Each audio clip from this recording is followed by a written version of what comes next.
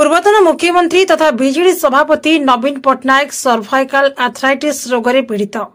यार चिकित्सा पई आज मुंबई जाइछंती नवीन। आसंता 22 तारिख रे मुंबई स्थित कोकिलाबेन धीरुभाई अंबानी हॉस्पिटल रे तांकर सर्वाइकल आर्थराइटिस अस्त्रोपचार हेबो। तांको व्यक्तिगत चिकित्सक डाक्टर रमाकांत पंडांक तत्वावधान रे चिकित्सा पई सब व्यवस्था करा जाउछि।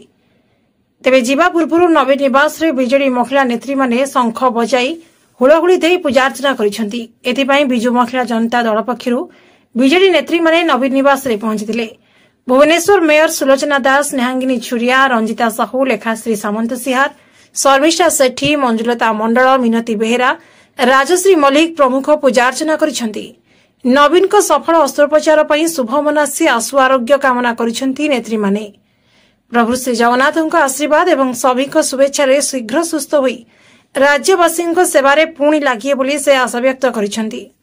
बीजेडी उपसभापति संजय कुमार दासवर्मा कहिसेंती ओडिशार जनसाधारण तरफरु प्रभु श्री जगन्नाथଙ୍କ निकट में प्रार्थना करुछु कि से शीघ्र सुस्थ होई फेरंतु, ओडिशावासी सेवा से जारी रखंतु। बीजेडी सभापति नवीन अनुपस्थिति रे दलर दैनंदिन कार्यकलाप को तदारख करिबो राजनैतिक व्यापार कमिटी। सेहीपरि दलर वरिष्ठ उपसभापति देवी प्रसाद मिश्र विभिन्न सेल एवं छामुआ संगठन विभिन्न कार्यक्रम को संयोजना करिवे। Bureau report, Shri news.